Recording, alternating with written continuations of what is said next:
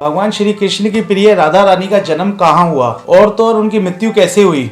बड़े बड़े ग्रंथ और महापुराण जैसे भगवत गीता और तो और महाभारत में भी माता राधा का क्यों जिक्र नहीं है, ये बहुत सोचने वाली बात है।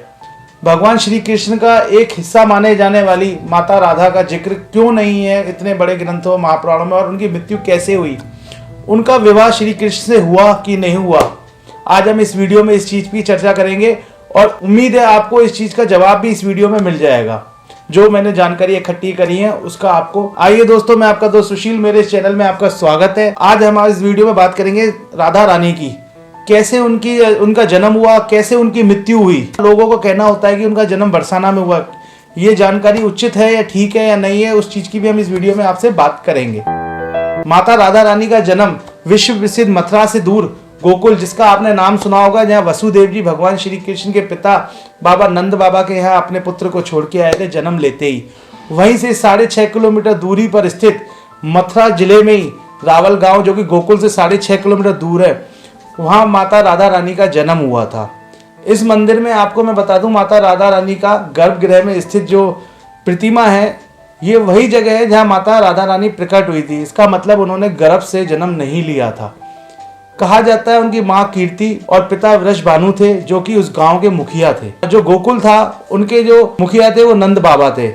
इन दोनों मुखियाओं के जो गांव थे रावल और गोकुल, उनकी मात्र दूरी थी 6.5 किलोमीटर की। जो रावल था, वहां माता राधा प्रकट हुई थी यमुना नदी में से, जो कि एक कमल के फूल पे सुशोभित होकर प्रकट हुई थी, जिन्हें कीर्ति माँ रोज यमुना घाट पे एक पुत्री की प्राप्ति के लिए प्रार्थना करती थी माँ यमुना से। वहीं उन्हें प्राप्त हुई एक कमल के फूल पे चमकती हुई बैठी हुई एक बच्ची, जिसे वो अपने घर लिए उनका लालन पोषण किया। उसी के 11 माह बाद जन्म हुआ भगवान श्री कृष्ण का माँ देवकी के गर्भ से, और वसुदेव जी ने उसी कारागार से लेके यमुना नदी पार करके गोकुल में नंद बाबा के यहाँ उन्हें छोड़ दिया। वहां से योग माया को लेके आ गए थे। आपको जान के एक हैरानी होगी, बचपन से जब उनका जन्म हुआ था या प्रकट रूप से जन्म हुआ था माता राधा का, वो देख नहीं पाती थी क्योंकि उनकी आंखें नहीं खुली थी।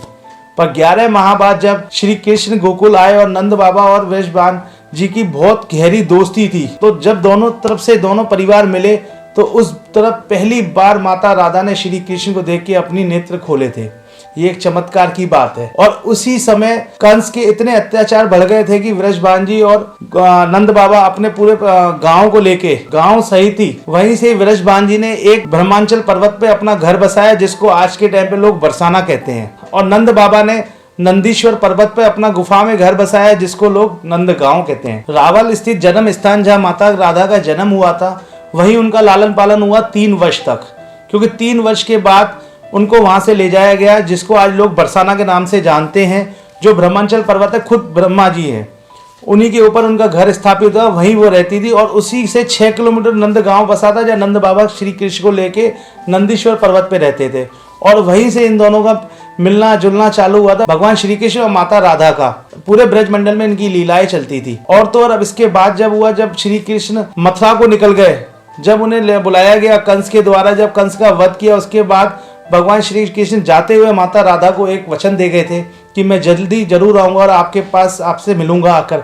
पर भगवान श्री कृष्ण उसके बाद नहीं आए, क्योंकि मथुरा पहुंचने के बाद, कंस के वध के बाद, वह द्वारका चले गए। द्वारका उन्होंने बसाई, वहीं उनका विवाह था वो रुक्मणी जी से हो गया।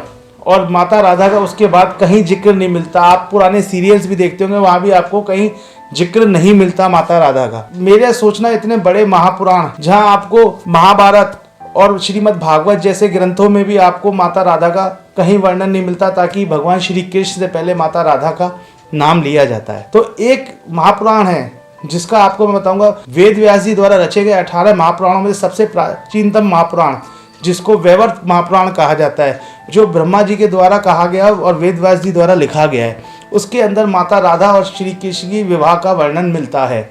उसके अंदर 18,000 श्लोकों का वर्णन किया गया है, जिसमें माता राधा और श्री कृष्ण जी के विवाह का पूरा वर्णन किया गया है। उस कथा में बताया गया है, भगवान शंकर माता पार्वती को एक कथा सुनाते हैं, जिसमें बताते हैं कि खुद ब्रह्मा जी ने भांडीर वन, जो कि वृंदावन में पड़ता है, वहां भगवान श्री कृष्ण और माता राधा का विवाह कराया था। और उस विवाह के बाद जब माता राधा का विवाह रायण नाम के व्यक्ति से हुआ, जो भगवान श्री कृष्ण के मामा लगते थे, जो माता यशोदा के सगे भाई थे।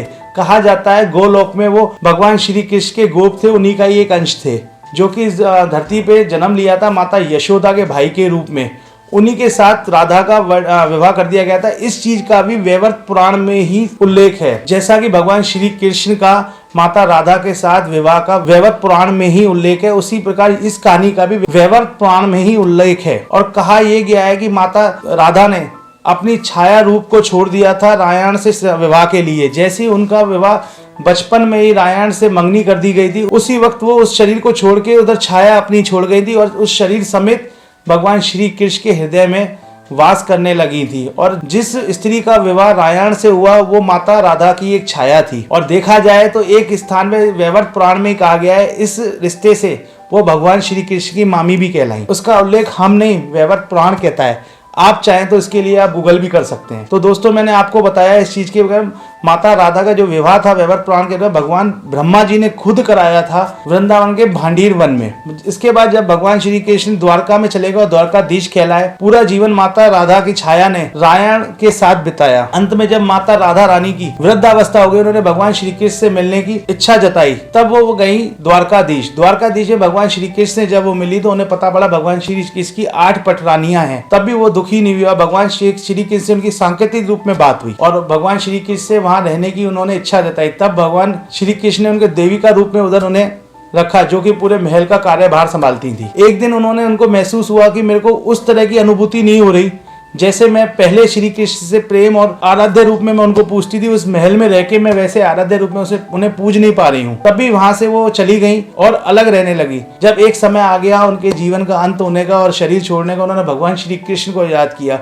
और भगवान श्री कृष्ण वहीं प्रकट हुए और उनको कहा कि आप जो मुझसे मांगना चाहें वो मांगे। पर उन्होंने एक मुरली धुन की इच्छा जताई और भगवान श्री कृष्ण ने मुरली बजाई और वह सुनते सुनते ही उन्होंने अपने शरीर को त्याग के अपना छाया रूप भी भगवान श्री कृष्ण में ही अर्पण कर दिया। आप जाके राधा रानी के बरसाना में भी दर्शन कर सकते हैं, जो उनकी कर्म भूमि थी। पर जन्म उनका रावल में हुआ था, जो गोकुल से 6 किलोमीटर दूर मथुरा शहर में ही स्थित है। वहां उनका जन्म हुआ, जहाँ वो 3 साल तक रही। और उसके बाद उनके पिताजी बरसाना ले गए उनको, जो आज के समय बरसाना जाना जाता है। उस समय पे कहा जाता था वो ब्रह्मांचल पर्वत, जहाँ वृषभानु जी जो उनके पिताजी थे, जो सबसे बड़े मथुरा राज्य के सबसे बड़े मुखिया थे गांव के, उनके पास 11 लाख गायें थी। और उनसे छोटे थे नंदलाल जी, नंद बाबा, जिनकी 9 लाख गायें थी। तो आपको मैंने कहानी बताई, आपको अच्छी लगी हो तो प्लीज मेरे चैनल को सब्सक्राइब कर दिएगा। फिर एक नई कहानी के साथ मिलेंगे, तब तक के लिए जय श्री राम।